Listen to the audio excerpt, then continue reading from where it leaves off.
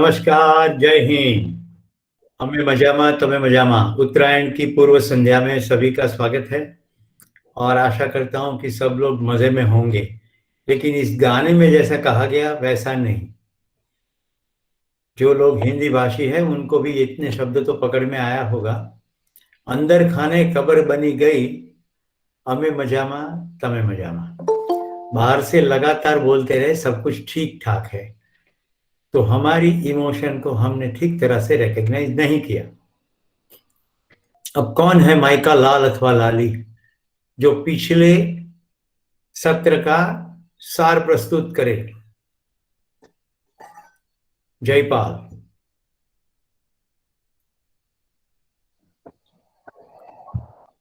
आपने जो जो लास्ट जो वेबिनार हुआ उसमें ऐसा बताया था कि परिस्थिति हम नहीं बदल सकते लेकिन हमारी मन स्थिति बदल सकते हैं।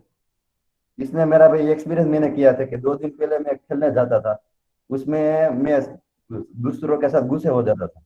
तो मैंने डिसाइड किया कि बाह्य स्थिति नहीं बदल सकेगी लेकिन मुझे शांत रहना है, तो मुझे भी अंदर भी शांति मिली और दूसरे के साथ मेरा विवाद भी खत्म हो गया, वो कम हुआ।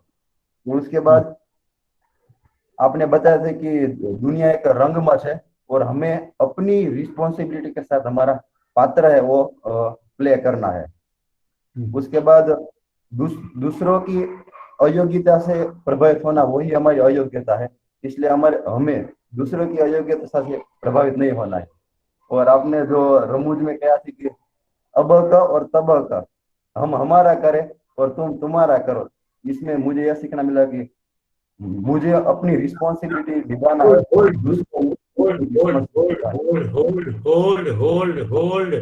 होल्ड। जो मैंने नहीं कहा वैसा तुमने सुन लिया। अब क तब क અમારાથી બનતું અમે કર્યું, હવે તમારાથી બનતું તમે करो। देखिए, हम अपनी निष्ठा से अपने कमिटमेंट से जितना हो सके इतना करेंगे, बाद में फिर सामने वाले पर छोड़ देंगे और अपने मन के अंदर ये स्थिति बनेगी कि मुझसे बन सका इतना मैंने किया। ओके, बस्तापरा जयपाल, तुम्हारा भाव सही हो सकता है लेकिन लैंग्वेज से लोग डाइवर्ट हो जाएंगे। चलिए गो अहेड, आगे बढ़िए। और आ गया सब आ गया। Good good good. और कोई कहना चाहेगा? पिछले एपिसोड में एक बहुत महत्वपूर्ण बात मैंने कही थी, केंद्रीय डायमेंशन, एक उदाहरण भी दिया था। यस, उत्पल कहना चाहता है। हाँ बताओ सर। આપણે ક્ષમતા, પાત્રતા અને યોગ્યતાની વાત કરેલી। Very good. કે જેટલું આપણે ધ્યાન આપીશું એટલું જ આપણે સમજી શકીશું। અને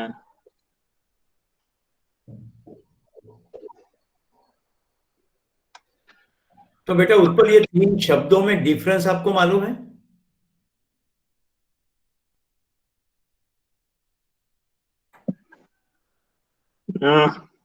હું एक्सप्लेन नहीं કરી શકું પણ ओके ओके, मैं सभी के कल्याण के लिए ये 3 शब्दों की व्याख्या करता हूं ताकि आपको एकदम स्पष्टता हो जाए। इस संसार में सभी के सभी 750 करोड़ मानव समझने के लिए क्षमता में समान है, तो क्षमता सभी की समान। दूसरी बात है पात्रता, जो जितना ध्यान देगा उतना ही समझेगा, यानी ध्यान देना मतलब पात्रता को विकसित करना। तो हम जितना ध्यान देंगे उतनी हमारी पात्रता। भाई शाम होते ही घर में टेलीविजन चालू कर दोगे तो आपका ध्यान टेलीविजन पर है और सच्चाई पर नहीं है, तो आपको टेलीविजन के कुछ एंटरटेनमेंट में से आपका समय चला जाएगा। पर आप छत पर चले गए, सितारों को देखा, शांति में सोचने लगे, अरे इतने ग्रेट आसमान में कैसे शब्द है, और ध्यान दिया और ध्यान दिया, तो फिर आने वाली पीढ़ी आपको कहेंगे आप तो बड़ा अमीर है, आप आर्यभट्ट है, आप स्टीफन हॉकिंग है। केवल ध्यान देने भर की तो बात है, और क्या है। तो पात्रता, जितना ध्यान देंगे उतनी पात्रता विकसित होगी। कहां कहां ध्यान देना है? खुद के ऊपर भी और आसपास भी। हम आसपास तो बहुत ध्यान देते, अपने पर ध्यान नहीं देते। कि आसपास जो हो रहा है उससे मेरी क्या स्थिति हो रही है। तो कोई व्यक्ति आपके अनुरूप व्यवहार न करे, उस स्थिति में आपका मन कैसा हो रहा है? क्या आप समता में स्थिर है? क्या आप सामने वाले व्यक्ति को माफ कर सकते हैं? क्या इस स्थिति में भी उसके गुण को देख सकते हैं? ये सब आपको खुद के पर देखना है। तो बेटा उत्पल, पात्रता समझ में आ गई? क्षमता में सब समान, पात्रता जितना ध्यान देंगे उतनी विकसित होगी। तो पूरी जिंदगी पात्रता विकसित करनी है। कोई चीज पर ध्यान, कोई चीज पर ज्यादा ध्यान, कोई चीज पर निरंतर ध्यान। तो बैटरी पर ध्यान, वो चीज पर ध्यान। बैटरी पर ज्यादा ध्यान, तो भाई इसके कनेक्टर कैसे बेहतर बनाया जाए। और निरंतर ध्यान, तो बिजनेस फैल जाएगा, बढ़ जाएगा, प्रॉफिटेबिलिटी बढ़ेगी। ये इंसान की गजबना खूबी है। वो जहां ध्यान देता है ना, वही चीज फैलती है, बढ़ती है, ग्रो होती है। राइट? हम फाफड़ा जलेबी पर ध्यान देते हैं तो हमारा पेट भी फाफड़ा की तरह फैलता है कि नहीं? उसमें भी जलेबी तरह आंटियां पड़ती है। तो जहां जितना ध्यान देते हैं। तीसरा शब्द है योग्यता। योग्यता मतलब अभिव्यक्ति। तो देखिए, क्षमता में हम सब समान, पात्रता सबकी थोड़ी ज्यादा कम, और जितनी पात्रता इतना ही समझ में आया होगा, ऐसे ही तो वो अभिव्यक्त करेगा। तो योग्यता सभी की समान कैसे हो सकती है? एक जोक कहता हूं, मेरे मित्र विनोद जोशी ये कहते हैं। एक बार मैं पोपट लेने गया, तो पोपट बाजार में पहले पोपट का 10 रुपया था। बोले 10 रुपया क्यों? बोले ये कुछ बोलता नहीं है इसलिए 10 रुपया। बाजू वाले पोपट का कितना? बोले इसका 100 रुपया। बोले इसके पाँव में जो डोरी बंधी है, वो डोरी को खींचोगे तो ये राम राम बोलेगा। फिर तीसरे पोपट का पूछा, बोले दोनों पाँव में डोरी बंधी है, लेफ्ट में खींचोगे तो राम, दूसरे में खींचोगे तो श्याम, इसका कितना रुपया? बोले 500 रुपया। बाजू वाला बोला कि वो भी सेम है लेकिन उसका 1000 रुपया है। तो बोले भाई डिफरेंस क्या है? तो पोपट बेचने वाले ने कहा कि आप ही चेक करो ने। तो मैंने वो 500 वाले पोपट को पूछा कि भाई मैं तेरी डोरी दोनों खींचू तो क्या होगा? तो पोपट बोला तारो बाप पड़ी जाए। तो जो पोपट राम और श्याम बोलता था, वो बोले तारो बाप पड़ी जाए। तो फिर बेचने वाले ने कहा कि ये भाई एक खास इलाके से आ रहा है, वहां के लोग जैसी भाषा बोलते हैं वैसे ये बोलता है। ये है योग्यता। अब योग्यता बहुत सारी चीजों पर निर्भर करती है। ध्यान रहे, मैं आज के एपिसोड के साथ इस शब्द को कनेक्ट कर रहा हूं। आपके सामने कटु अथवा अयोग्य व्यवहार करने वाला व्यक्ति आपकी इमोशन को डिस्टर्ब कर रहा है, तो उस समय ध्यान रहे उसकी योग्यता क्या है। उसकी भाषा, उसके संस्कार, उसके माता पिता, शिक्षक, समाज, उसकी आदतें, उसका पूरा भूतकाल, ये सबसे बनी हुई है उसकी योग्यता। तो पोपट के तारो बाप पड़ी जाए, હવે સંસ્કારી કુટુંબમાંથી પોપટ આવ્યો હોય તો કે ભાઈ તમને શરમ નથી આવતી? હું જીવ છું, મારા બંને ટાંટિયા તમે ખેંચશો તો હું ઊભો કેવી રીતે રહું? કદાચ ગુસ્સો તો બેઉને આવે, પણ એક આવી રીતે વ્યક્ત કરે ને બીજો જુદી રીતે વ્યક્ત કરે। अभिव्यक्ति, योग्यता यानी अभिव्यक्ति। अब 3 शब्दों को साथ लो, क्षमता, पात्रता, योग्यता। आपके आसपास जितने भी लोग हैं सभी की क्षमता सेम है। ये अगर आपको याद रहेगा तो आपकी निरंतर कोशिश रहेगी कि ये कभी ना कभी तो बेहतर हो सकता है, या दूसरी भाषा में कहे तो सुधर सकता है, या मृगेश की भाषा में कहे तो इसकी आदतें बदल सकती है, सोचने की, बोलने की, बिहेव करने की। तो मुझे इसमें कतई इंटरेस्ट नहीं है। मुझे तो इंटरेस्ट है कि उसकी आदतें बदले या ना बदले, उसके कटु व्यवहार के समय क्या मैं मेरी सोचने की आदत बदल सकता हूं? क्या मैं मेरी इमोशन वो बहाने की आदत को बदल सकता हूं? पॉइंट ये है। तैयार हो जाइए, मैं आपको एक वीडियो दिखाता हूं। वीडियो देखते समय होश रहे, आपके अंदर क्या इमोशन आती है।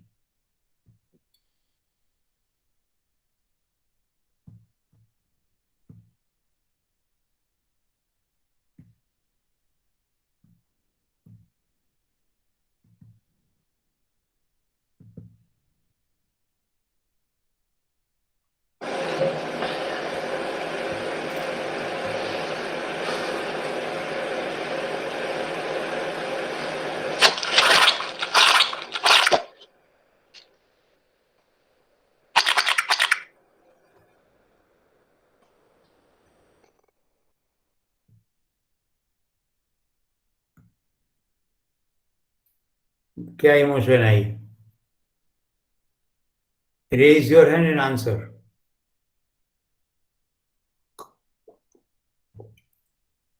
आर्या अथवा प्रेक्षा। સર આ તો કમ્પ્યુટરનો કમાલ છે. कंप्यूटर का कमाल है, तो ये लॉजिकल रीजनिंग कर दिया इन्होंने। ठीक है, और कोई? यस जयपाल। सबसे पहले मैं ये जानना चाहता कि वो क्या कर रहा है, वो इसलिए मैं एक्साइटेड था, वो क्या क्यूरियोसिटी। करेगा जानने। Okay, curiosity, excitement. और कोई? बाकी के लोग इमोशनलेस है या क्या हो रहा है? यस मुरुगेश। कुछ नया देखने को मिला तो मजा आया बस। राइट, इसको मजा आ गया, कुछ नया देखने को मिला। और कुछ? यस ख्याति। સર મને તો repulsive feel થયું. I was disgusted. Disgusting feeling. Okay, मतलब हाँ, I was. मतलब मैं समझ गया और आप भी समझ गए होंगे, परिस्थिति सभी के लिए सेम है, लेकिन सबकी इसके प्रति अभिव्यक्ति अपने मन के अंदर अलग है, और मौका मिले तो बाहर भी अलग होगी। मौका मिलने पर है, जैसे पूछा गया। यस प्रीति। प्रीति। સર મને ના ગમે જે પણ એક્શન કર્યું એમણે બસ. Okay okay fine. अब मैं एक और चित्र दिखाता हूं और उसका कुछ वर्णन करूंगा।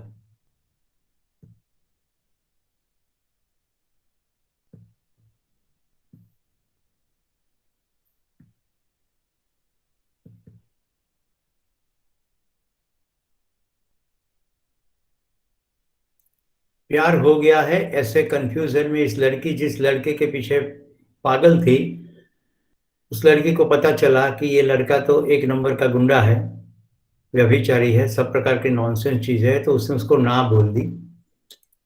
लड़के ने उसके ऊपर एसिड डाल दिया,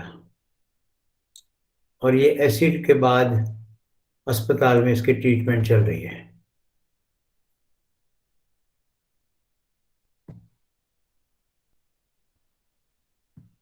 What emotion comes up?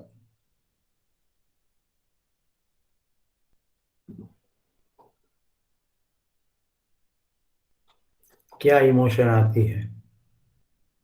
Yes प्रेक्षा, बताओ। Sir anger and the other side also that કે સમાજની રિસ્પોન્સિબિલિટી કેટલી બધી છે કે આ વસ્તુ આગળ ના વધે ને આ ના થવી જોઈએ. અને એ પ્રમાણે મને મારું કર્તવ્ય બી દેખાય છે that I am a mother. મારી રિસ્પોન્સિબિલિટી છે કે મારું કિડ આ વસ્તુ ના કોઈના ઉપર કરે અને આ વસ્તુથી મતલબ પાસ ના થવું પડે એને. You know, those kind of emotions I need to teach how to deal with the emotions. Okay, good. Yes, Utpal. ગુસ્સો અને કરુણા. Very good. Minal.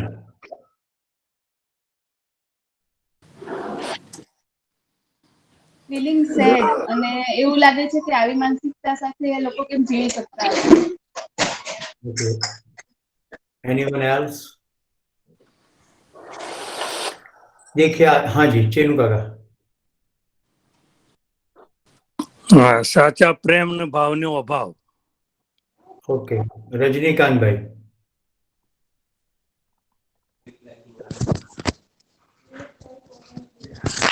गुस्सो, एंगर। ओके, अब मैं इसको जरा आराम से समझाता हूँ। आपके अंदर जैसी इमोशन आएगी आप लगभग वैसे ही विचार करोगे और फिर वैसा आपका बिहेवियर होगा। पहले तो इसको जरा समझना पड़ेगा। जो क्षण भर के लिए आता है उसको आवेश कहते हैं, आवेग। ये गुस्सा एक आवेग है। अब करना क्या है हमें, जब इस इमोशन का हमें पकड़ में आता है तो उस इमोशन को कैसे यूज किया जाए। तो जैसे एक स्टेटमेंट आया, ऐसा किसी के साथ ना हो, ऐसा समाज तैयार करने में मेरी कोई भूमिका है कि नहीं। पकड़ में आ रहा है आपको। हमारे देश में निर्भया कांड हुआ, उसके बाद स्कूलों में मोमबत्तियां जलाते हैं। मोमबत्तियां जलाने से क्या होगा, नॉनसेंस चीज है। अपने अंदर गुस्सा आ रहा है, करुणा आ रही है, कुछ है, उसको एक्शन में कन्वर्ट करना, यही तो इमोशनल मैनेजमेंट है। हम तो केवल इमोशन को एक्सप्रेस करते और बहा देते। चलिए, एक बार गांधीनगर में मैं बिल्कुल रविशंकर महाराज की मूर्ति के पास, जो सेंट्रल डिस्ट्रिक्ट एरिया है, G5 घ रोड और 5 नंबर का रोड, वहां से गुजर रहा था। मैंने छोटे छोटे बच्चे देखे, आर्या और इससे लगभग उससे भी छोटे। उसके हाथ में प्ले कार्ड थे। गर्मियों के दिन में, लगभग मार्च का महीना था, स्कूल की छुट्टियों के पहले पहले, और ये बच्चे हाथ में प्ले कार्ड लेकर के रोड पे चल रहे थे। रैली थी स्कूल की, और प्ले कार्ड में क्या लिखा था, एड्स हटाओ, एड्स हटाओ। आप समझ सकते हैं मैं जो कह रहा हूं। अब इतने छोटे बच्चों को कड़ी धूप में ये प्ले कार्ड लेके निकलवाना, मेरे अंदर तो इमोशन क्या आई, आपके अंदर भी अभी आ गई होगी। मैंने क्या करा, मैंने गाड़ी एकदम परफेक्ट जगह पर पार्क करके मैं सीधा वहां चला गया, और मैंने, जो आगे टीचर चल रहे थे ना, मैंने कहा मैं तुम्हें अभी अभी सस्पेंड करता हूं। एकदम वो घबरा गया, बोले सर आप। मैंने कहा मैं डिस्ट्रिक्ट एजुकेशन ऑफिसर हूं, नाम क्या है तुम्हारा। ऐसा मैंने उसको फायर मारा, वो लगभग रो पड़ा। रैली तो कैंसिल हो गई, बच्चों को लेके वो चला गया, और मैंने अपने फोन के अंदर मैंने कहा तेरे प्रिंसिपल का नाम बोल, आज पूरे के पूरे स्टाफ को सस्पेंड कर दूंगा।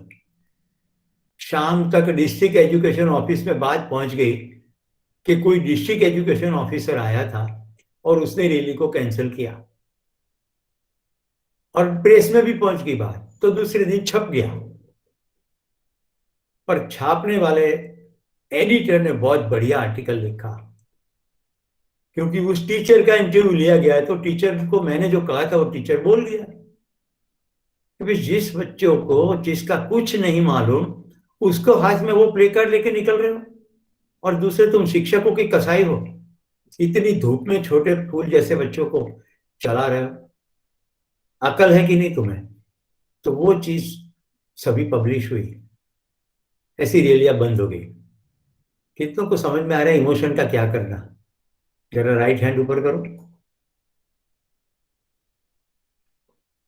दोस्तों, इसको गुस्सा नहीं कहते। मैं आपको एक अच्छा शब्द देता हूं। समाज में कुछ गलत हो रहा हो और उस समय अगर आपको गुस्सा आए और आप इसको एक्शन में ले आओ, इसको कहते हैं पुण्य प्रकोप।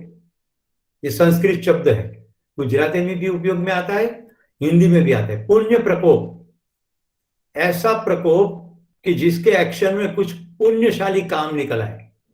पुण्य यानी चित्र रूप में क्रेडिट नहीं, अपने अंदर खुशहाली के हम कुछ कर पाए। अब आपको पकड़ में आ गया होगा। कोई पेड़ काटता है तो मैं फॉरेस्ट ऑफिसर बन जाता हूं। कोई लोग पूछते आपको डर नहीं लगता, मैं कहता डर किसका भाई, जो काम जिसको करना चाहिए वो ना करे तो मैं कर रहा हूं। एक नागरिक कर्तव्य है। इस डेमोक्रेटिक कंट्री में हम ये नहीं करेंगे तो हमें इसका भोग बनना ही पड़ेगा। आज न सही कल। तो कुल मिला के बात इतनी है, आपके अंदर गुस्सा है, निराशा है, करुणा है, सो व्हाट, करेंगे क्या? उसका एक्शन कुछ है कि नहीं, ये महत्वपूर्ण चीज है दोस्तों। आई थिंक क्षमता, पात्रता, योग्यता के संदर्भ में इस बात को जोड़े तो पकड़ में आएगा कि लोग तो अपनी योग्यता से पेश आएंगे, पर आप कैसे इसको रिस्पॉन्ड करेंगे? तो आपको अपनी पात्रता को विकसित करना है और अपनी योग्यता को बढ़ाना है, ताकि आप किसी भी सिचुएशन में अच्छी तरह से अपनी इमोशन को इस तरह हैंडल करें कि सामने वाले की इमोशन को हैंडल करने की भी काबिलियत आए। तो मैं आपको प्रेजेंटेशन में ले चलता हूं ताकि आपको मैट्रिक्स फिर से दिख जाए जहां हम काम कर रहे हैं।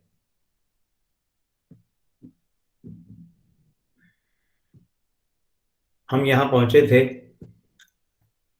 प्रीवियस एपिसोड में हमने सेल्फ कॉन्फिडेंस देखा था, पिछले 2 एपिसोड से हम सेल्फ मैनेजमेंट देख रहे हैं। तो पिछले एपिसोड में जो बात हुई थी एडेप्टेबिलिटी, आपको याद करा दूं, बाहर की परिस्थिति के अनुरूप हमारी मनस्थिति नहीं करनी है, बाहर की परिस्थिति को अप्रोप्रिएट जवाब दे सके ऐसी मनस्थिति का नाम है एडेप्टेबिलिटी। एडेप्टेबिलिटी का मतलब ये नहीं है कि विरोध नहीं करना है। कई बार लोग ऐसा इसका मीनिंग निकालते हैं कि भी एडेप्ट कर लो, कि हवा की रुख नहीं बदल सकते तो अपनी जो नाव है उसकी दिशा बदल दे। ये एडेप्टेबिलिटी नहीं है, तो भगोड़ापन है, एस्केपिज्म है। एडेप्टेबिलिटी इनसाइड से है। तो मेरा विरोध कायम है, लेकिन मैं तुम्हारे सामने गुस्से से विरोध नहीं करूंगा, पर मैं अपने अंदर इसका क्या करूं उसके बारे में सोचूंगा, अपनी स्थिति को मजबूत बनाऊंगा। यह है एडेप्टेबिलिटी। दूसरों की अयोग्यता से प्रभावित ना होना ही मेरी योग्यता है। अब देखिए, ड्राइव, मोटिवेशन एंड इनिशिएटिव, जो आज के एपिसोड का सेंट्रल डायमेंशन है। आपकी ड्राइव क्या है, आपका मोटिवेशन क्या है, ये दोनों में से फिर जन्म लेगा इनिशिएटिव। तो अब मैं आपको ड्राइव एंड मोटिवेशन समझाता हूं। एक तो पहली बात ये है कि अभी तक जितने भी YouTube वगैरह पर मोटिवेशन लेक्चर्स चलते हैं या पब्लिक स्पीचेस भी होती है मोटिवेशन, मेरा मोटिवेशनल स्पीकर के साथ कोई निजी विरोध नहीं है। वो अपना व्यवसाय कर रहे करे, पर ध्यान रहे कोई भी व्यक्ति आपको मोटिवेट नहीं कर सकता। तो आप कहेंगे सर हम आपसे हमें बहुत मोटिवेशन मिलता है। मैं देता नहीं हूं, तुम लेते हो, क्योंकि तुम्हारा ध्यान चला गया है और तुम्हारा ध्यान कुछ सच्चाई पर गया है। तो क्रेडिट अपने आप को दो। आप स्वयं मोटिवेट होते हो क्योंकि तुम्हें मेरी स्वीकृति है। जिस दिन तुम्हें मुझे स्वीकार करना बंद कर दोगे, मेरी बात के ऊपर ध्यान भी नहीं दोगे, मोटिवेट भी नहीं होंगे। तो पहले व्यक्ति का स्वीकार होता है, फिर बात का स्वीकार होता है, बात की स्वीकृति होते ही अपने अंदर की स्थिति के अनुरूप मोटिवेशन होता है। अगर ये सही नहीं होता तो गुजरात के एक बड़े ग्रेट कथाकार है जिसका नाम है मोरारी दास हरियाणी। सौराष्ट्र में महुआ के पास तल गाजरडा गांव से आ रहे, बड़े प्यार से गुजरात इसको मोरारी बापू कहते हैं। 2 भाइयों के बीच की राम लक्ष्मण की कहानियां कह करके ये कितने सालों से कथा कर रहे हैं। ऐसा नहीं देखा गया कि कोर्ट में से केस वापस हो गए 2 भाइयों के झगड़े के, ऐसा नहीं देखा गया। कथा से अगर कुछ होता तो आपको लगती क्या मुरारी बापू बेकार का काम कर रहे हैं ना। वो तो कथा पढ़ेंगे, सुनने वाले का अगर ध्यान है और पहले से मानसिकता बनी है कि इस कथा से मैं कुछ अपनी जिंदगी में बदलना चाहता हूं, तो कथा काम की है। नहीं तो कथा भी कोई काम की नहीं, कोई स्टोरी भी काम की नहीं। दोस्तों, देश में भगत सिंह की 5 पिक्चर लगी थी।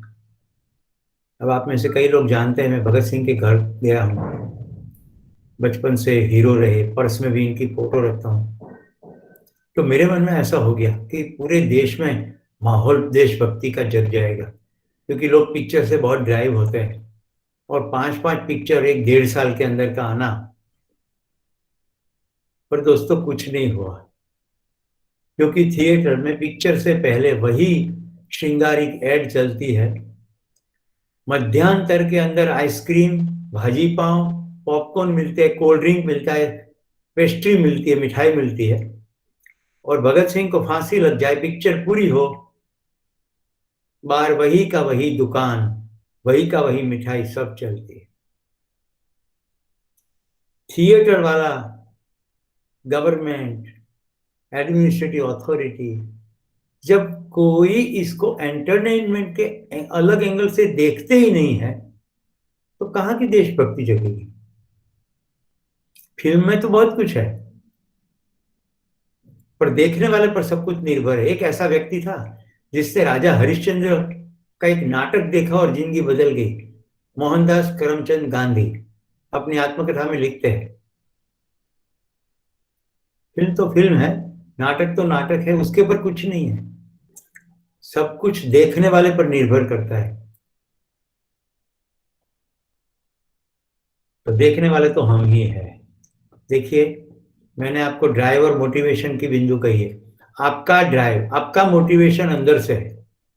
तो मैं आपको सीधा सीधा सवाल पूछता हूं अपने अंदर। देखिए, आप अपनी जिंदगी को कैसी चाहते हैं? अच्छी, खूबसूरत, उत्साह और उत्सव से भरपूर? अगर ये आपकी ड्राइव है और यही आपका हर समय बने रहने वाला मोटिवेशन है, तो हर एक इमोशनल टर्ब्यूलेंस में आपका ध्यान जाएगा कि इससे मैं सुखी होती हूं कि दुखी होती हूं।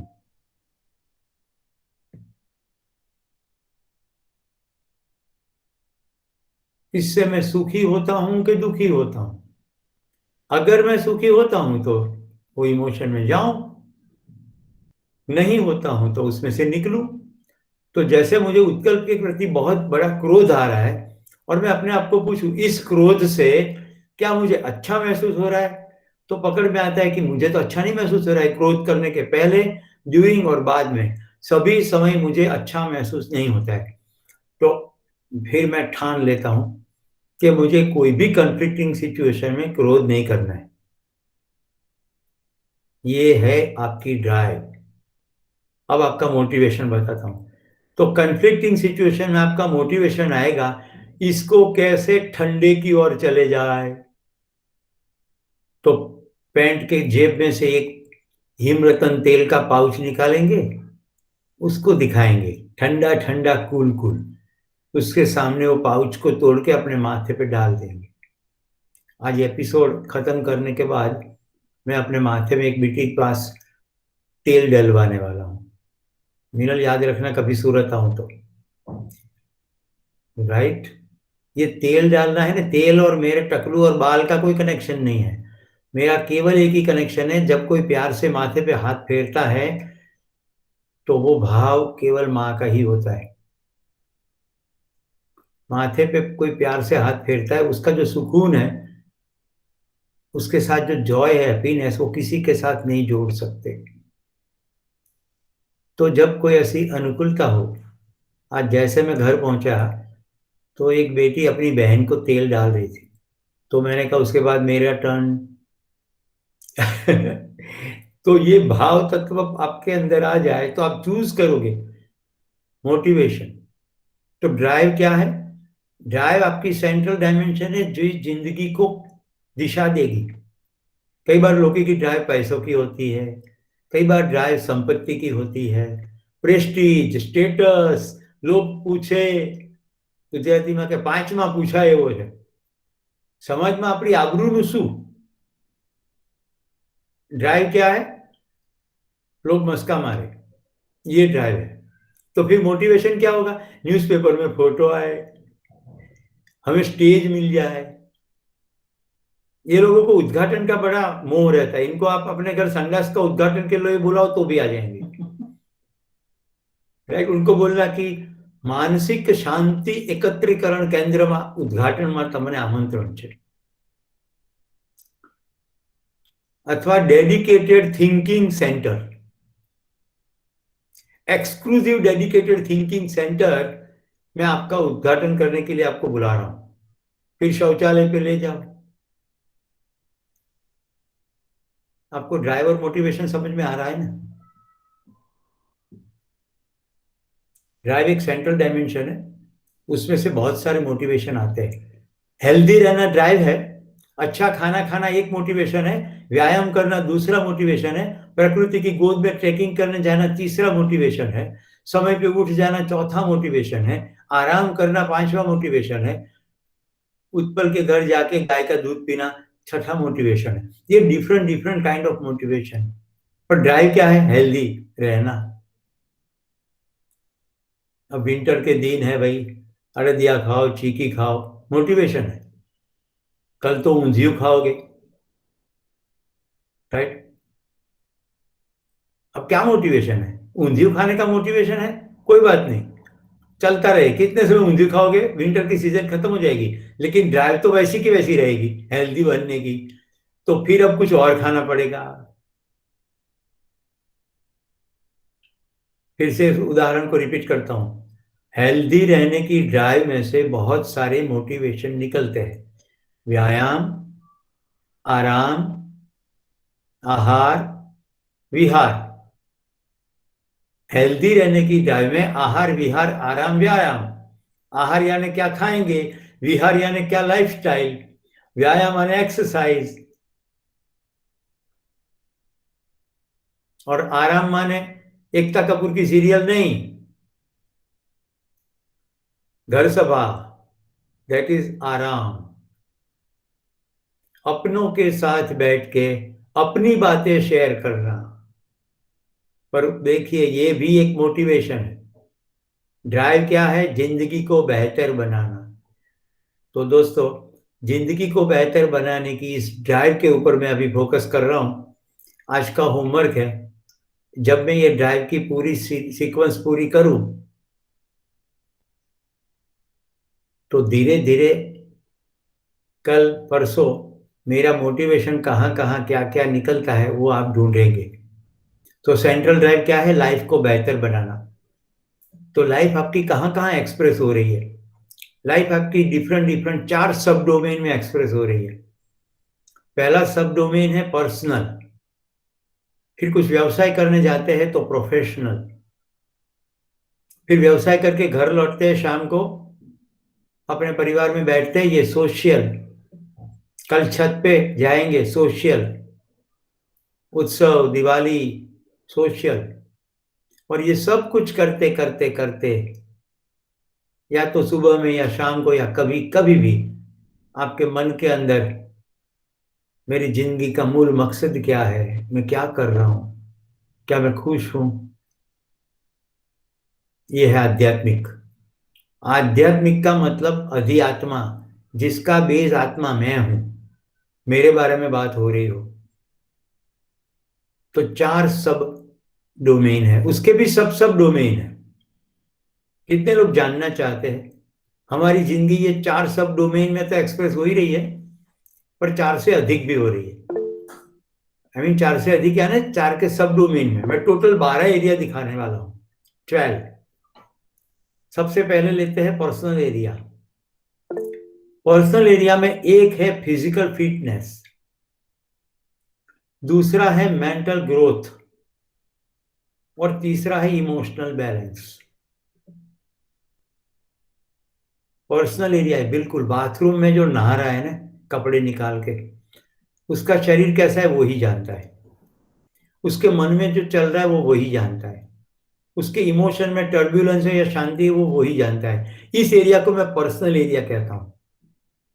Personal area is all about your own body, your own mind and your own emotion. ये बिल्कुल पर्सनल है। अब जरा बाथरूम में से बाहर आए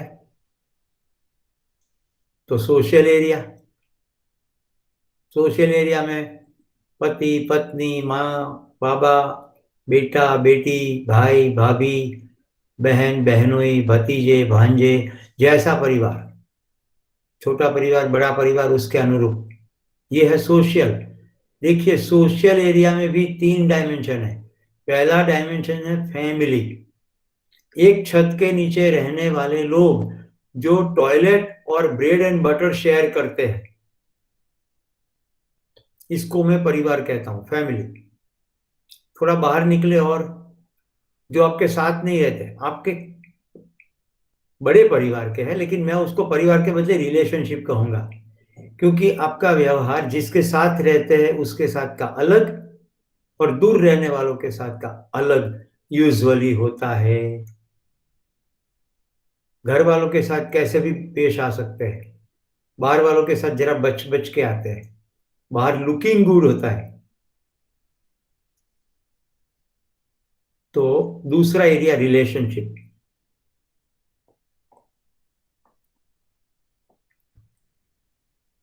रिलेशनशिप के सब एरिया के अंदर, सब डोमेन के अंदर, सब डोमेन, काका मामा नाना फूफा फूफी दादा दादी, सभी प्रकार के मित्र दोस्त सगे संबंधी।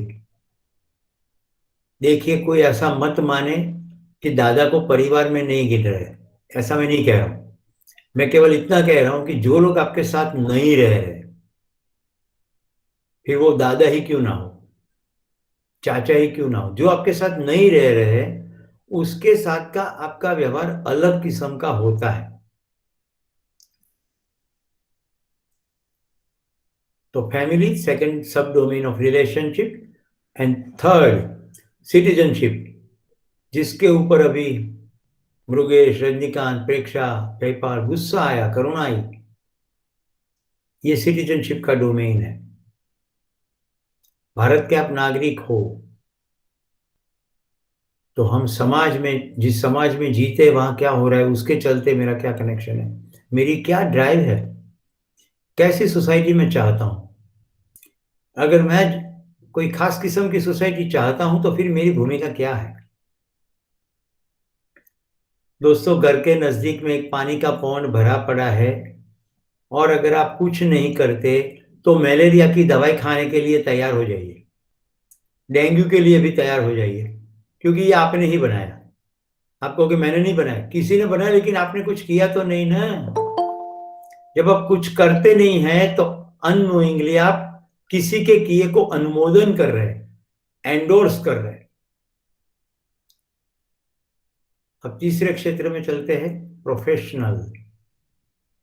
प्रोफेशनल में पहला है रोल एंड रिस्पॉन्सिबिलिटी, आपकी जिम्मेदारियां, आपकी भूमिका। फिर दूसरा है उसमें आने वाले पैसे, और तीसरा इस पैसों से खरीदी जा सके कंफर्ट। ध्यान रहे, सेंट्रल डायमेंशन भूल ना जाए, मैं कहां की बात कर रहा हूं, आपकी ड्राइव की मैं बात कर रहा हूं। जिंदगी बेहतर होनी चाहिए, ऐसी अगर आपकी चाह है तो जिंदगी एक्सप्रेस हो रही है प्रोफेशन में। उस प्रोफेशन का एक डायमेंशन रोल है, दूसरा डायमेंशन पैसा है, और तीसरा डायमेंशन है कंफर्ट। आपके पास सभी प्रकार की कंफर्ट है, आपके पास बहुत अच्छे सैलरी है, पर क्या आप अपने रोल और रिस्पॉन्सिबिलिटी से संतुष्ट है? अगर है तब तो आपकी जिंदगी बेहतर हो रही है। रोल और रिस्पॉन्सिबिलिटी से संतुष्ट है लेकिन पैसे कम मिल रहे हैं, या पैसे इतने पर्याप्त नहीं मिल रहे जिससे आपका कंफर्ट लेवल मेंटेन हो, तो ये आपको चेक करना पड़ेगा। लोग पूरी की पूरी जिंदगी अपने नौकरी में या धंधा में बिता देते हैं और फिर अफसोस व्यक्त करते हैं क्योंकि हाथ में कुछ नहीं लगता। दोस्तों, गांधीनगर में मैं अक्सर देखता हूं, कोई प्यून रिटायर हो गया है और कोई ऑफिसर जाते हुए कार को रोक के उस प्यून को बिठा के ले जाता है, और कोई चीफ इंजीनियर रिटायर हो गया है, एक क्लार्क कार लेके जा रहा है लेकिन उसको नहीं बिठाता, क्योंकि उस व्यक्ति ने अपनी नौकरी के दौरान ऐसा व्यवहार किया था कर्मचारियों के प्रति कि कोई उसे प्यार नहीं करता। तो दोस्तों, धंधे में पैसा कमा लिया, नाम रोशन कर लिया, लेकिन अपनों की मोहब्बत नहीं पाई, जिसके चलते धंधा का विकास हुआ। अगर उसको साथ नहीं ले पाए तो अल्टीमेटली शाम को खाली हाथी घर रहे हो। कुछ डिजिट तो बढ़ जाएंगे, लेकिन क्योंकि आप यंत्र नहीं हो ना, तो ये आपको देखना है प्रोफेशनल लाइफ में लाइफ कैसी है। एंड फाइनली स्पिरिचुअल, आध्यात्मिक। पहले मैंने स्पष्टता की, जिसका अधिष्ठान आत्मा है उसको आध्यात्मिक कहते हैं। आत्मा यानी मैं, उसमें भी तीन है सब एरिया। पहला सब एरिया है अंडरस्टैंडिंग अबाउट द सेल्फ, खुद के बारे में स्पष्टता। मैं कौन हूं, मैं कैसा हूं, मेरे अंदर क्या खटपट चल रही है, मेरे सभी प्रकार के निर्णय कैसे आते हैं, मैं पूरे दिन कितने समय खुश, कितने समय नाराज, कभी खुशी कभी गम, क्या चल रहा है, मेरी शांति समता स्थिरता है कि नहीं, मुझे जिंदगी जीने का मजा आता है कि नहीं। सुबह मैं उठता हूं तो बिस्तर में से उठने का मन होता है कि ऐसा होता है यार फिर से एक दिन शुरू, या फिर वही रूटीन। अपने आप को यंग महसूस करते हो कि बूढ़े?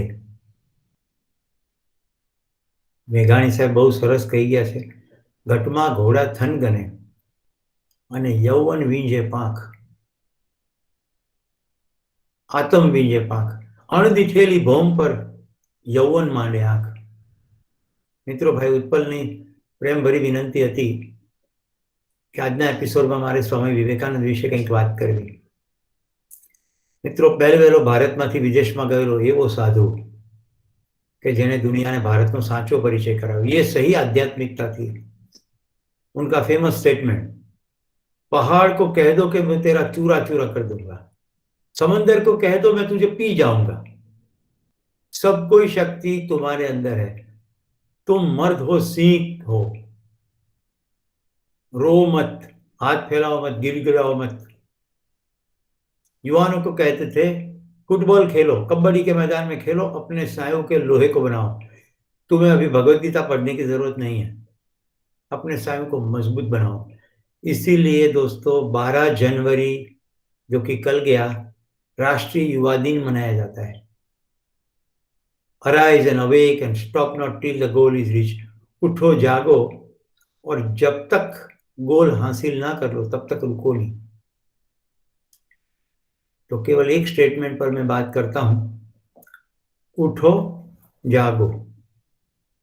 उत्तिष्ठत जाग्रत प्राप्य वरान निबोधत.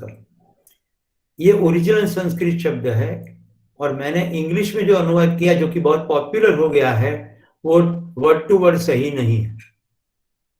उत्तिष्ठत उठो, जाग्रत जागो, प्राप्य वरान निबोधत ज्ञानियों के पास जाकर के बोध प्राप्त करो. इन लोगों ने ऐसा अनुवाद कर दिया है, stop not till the goal is reach. अगर ज्ञान गोल है तब तो ठीक है, ज्ञान ही गोल है, लक्ष्य है, तब ये वाक्य ठीक है, अदरवाइज ज्ञान प्राप्त करो ऐसा कहा. तो विवेकानंद जी ने जो ज्ञान प्राप्त किया उन्होंने सही में उसको जिया. इसीलिए उन्होंने रामकृष्ण मिशन की स्थापना की, मंदिर नहीं बनाए. रामकृष्ण मिशन के अंतर्गत गरीबों की, दर्दियों की, पीड़ितों की निरंतर सेवा होती है.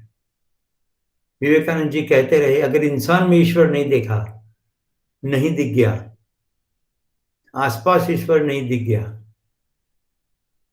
तो फिर मंदिर में कैसे दिखेगा. इसीलिए जो स्टेटमेंट है रजनीकांत भाई, सर्व कोई शक्ति तुम्हारे अंदर है, अक्षय बल शक्ति संपन्नता हम सभी के अंदर है.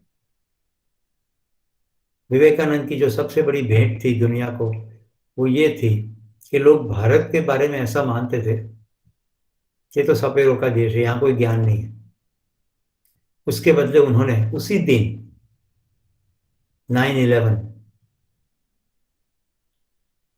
रजनीकांत भाई आपको जान के खुशी होगी, जिस दिन वो सेलिब्रेशन का दिन था मैं शिकागो के पास था और मेरा मन था कि विवेकानंद जी की आवाज़ मुझे वहीं से रिकॉर्डिंग में मिले. तो मैंने VHP और बहुत सारे लोगों के संपर्क किया कि भाई कहीं से विवेकानंद जी की आवाज़ की रिकॉर्ड मिल सकती है. कहीं से नहीं मिला, लेकिन सालों के साल बाद एक बार मैं सिद्धबारी तपोवन में था, हिमाचल प्रदेश, धर्मशाला के नजदीक में आश्रम में रुका था. दूसरे दिन सुबह वहां गीता के ऊपर स्वाध्याय चल रहा था और स्वामी तेजोमयानंद जी वहां प्रवचन दे रहे थे. प्रवचन सुनने के बाद मैं स्वामी जी को मिलने गया और स्वामी जी ने कोई मेरी बात में से पकड़ लिया और मुझे कैसेट भेंट करी. उन्होंने कहा इसमें विवेकानंद जी का आवाज है. आज भी विवेकानंद जी की आवाज रियल है कि फेक है उसके ऊपर कंट्रोवर्सी है. उसमें ना जाए पर शिकागो प्रवचन को सुने, यूट्यूब में शिकागो प्रवचन सुनिए, भले फेक आवाज हो या रियल आवाज हो, आपको पकड़ में आएगा कि क्या कह रहे हो. उन्होंने कहा आज सुबह चर्च में जो बेल बजा, वो धर्म के नाम पर जो आतंकवाद हो रहे उसका मृत्यु घंट साबित हो। वो दिन 9/11 था, 11th सितंबर, और सिमिलरली 11th सितंबर अमेरिका पर अटैक हुआ। इतने सालों पहले व्यक्ति को स्पष्ट था कि धर्म के नाम पर दुनिया में आतंकवाद चल रहा है। आज तो इसका विकराल स्वरूप है, लेकिन स्वामी जी ने उस समय पहले कहा था, इसीलिए उन्होंने दरिद्र नारायण ऐसा शब्द दिया। अब जब भी रामकृष्ण मिशन में जाओगे, जो कोई राजकोट से यहाँ पार्टिसिपेट कर रहे हैं, मैं बताऊं आपको, मैं कॉलेज के दिनों में विवेकानंद जी को पढ़ता रहा, लगभग उनका संपूर्ण वर्क पढ़ दिया, तो मन कर गया कि मैं बेलूर मठ जाऊं। ये थोड़ी रोमांचक बात है। बेलूर मठ जाने का मन आया कॉलेज में पढ़ते समय, और जब मेरी मंगनी हुई तो लड़की बिहार से थी। उनके माता पिता सालों पहले सावरकुंडला से माइग्रेट होकर के चले गए थे माइथन डैम, जो कि बिहार और बंगाल की बॉर्डर पड़ता है। तो मैं जब पहली बार वहां गया तो मैंने कहा मुझे बेलूर मठ जाना है। तो फिर मैंने बेलूर मठ देखा। रामकृष्ण परमहंस का मिशन का आश्रम जो राजकोट में है, वो दक्षिणेश्वर बेलूर मठ की प्रतिकृति है। तो आपको बेलूर मठ जाने का मौका ना मिले तो राजकोट जरूर जाइए। वहां रामकृष्ण देव की प्रतिमा होगी, सामने चटाई बिछाई है, आप ध्यान करिए, बैठिए शांति से, आंखें बंद करके या खोली रख के, दैट्स इट। कुछ एक रिचुअल्स होते हैं साल में, पर प्रमुख काम जो होता है वो ग्रेट होता है। मैं उनके अध्यक्ष जितात्मानंद जी को मिलने के लिए गया, तो एक साधु झाड़ू लगा रहे थे। मैंने कहा मुझे जितात्मानंद जी से मिलना है, तो बोले आप ऑफिस में बैठिए। दोस्तों, मैं ऑफिस में बैठा, थोड़ी देर के बाद वही आए, बोले मैं जितात्मानंद। दोस्तों, जिनको 3 PhD मिल चुकी थी, इसरो के रिटायर्ड डायरेक्टर, उन्होंने प्री मैच्योर रिटायरमेंट ले लिया था और अपने जीवन रामकृष्ण मिशन को समर्पित कर दिया था, और ये वहां आश्रम में झाड़ू लगा रहे थे। तो आध्यात्मिकता में पहला डायमेंशन जो मैंने इतना डिटेल से आपको बताया, मैं बड़ा कृतज्ञ हूं विवेकानंद जी को मुझे जीवन की दिशा देने के लिए। कॉलेज के दिनों में जब ऐसी अच्छी चीजें आ जाए ना, उसका नशा जिंदगी भर रहता है।